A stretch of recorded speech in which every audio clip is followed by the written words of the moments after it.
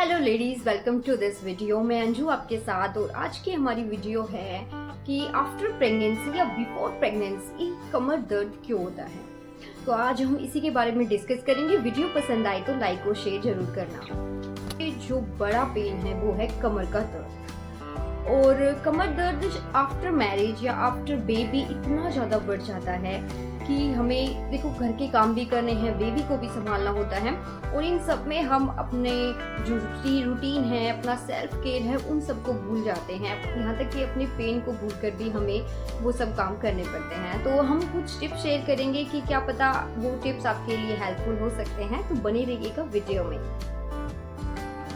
During pregnancy कमर दर्द होता है तो उसके लिए हम क्या कर सकते हैं कि ताकि हमारा जो कमर दर्द है वो काफी हद तक कम हो जाए। सबसे पहला है फर्मेंटेशन, सिकाई। जैसे हम प्रेग्नेंट होते हैं तो हमें क्या करना है कि हम गर्म पानी लेना है या फिर जो बोटल्स आती हैं उसमें आप गर्म पानी करके डाल सकते हैं और उससे अपने कमर की सिकाई कर सकते हैं। आपको सिकाई सिर्फ अपनी कमर की करनी है, कुछ टाइम तक करनी है, ज़्यादा लॉन्ग टाइम तक नहीं रखनी है, लेकिन अपने पेट पर सिकाई बिल्कुल भी नहीं करनी है। तो सिकाई करने से आपका कमर दर्द काफ़ी हद तक कम हो सकता है। क्या होता है प्रेगनेंसी में हमें लग रहा होता है कि हम इतने अभी नॉर्मल हैं, हेल्दी है, तो हम शायद ये चीज़ें कर सकते हैं, ये काम कर सकते हैं। हम कभी कोई घर पर नहीं होता है तो हम बिना किसी के सपोर्ट के वो चीज़ें उठा लेते हैं और बाद में फिर हमें रियलाइज़ होता है कि हमें वो शायद नहीं करना था या फिर पेन होना शुरू हो सकता है कमर पर या हमारी कहीं बॉडी पार्ट्स में।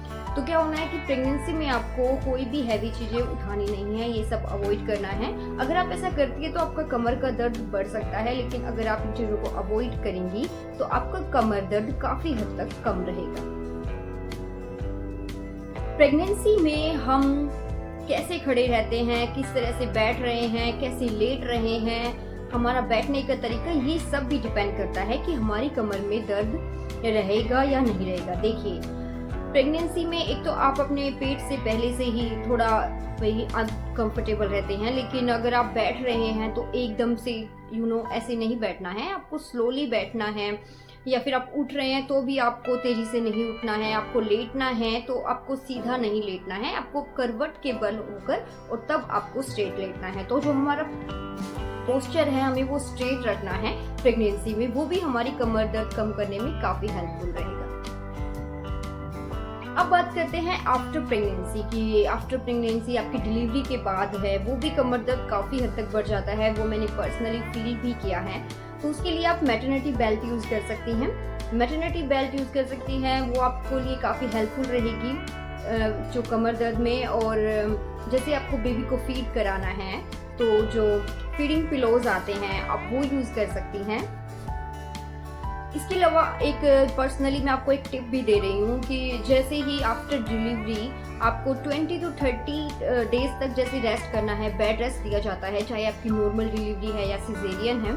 तो अगर आप आपको लग रहा है कि आप कमर दर्द बिल्कुल 0% करना चाहती है, या 0% तो नहीं 10% तक तो रहता ही है लास्ट तक, तो आपको लग रहा है कि आपका जितना डिक्रीज हो जाए उतना अच्छा है, तो उसके लिए आपको आफ्टर डिलीवरी यानी डिलीवरी के सेकंड डे से ही बिल्कुल सीधा लेटना है। आपको करवट के बल लेटना अवॉइड करना है। अगर आप चाहे तो थोड़ा पिलो का सपोर्ट ले सकती हैं, लेकिन अगर आप सीधा लेटती हैं अपनी बेड पर या चारपाई जो भी आपको कंफर्टेबल लगती है, अगर आप ज़्यादा से ज़्यादा सीधा लेटने की कोशिश करेंगी तो आपकी जो कमर है वो स्ट्रेट रहेगी।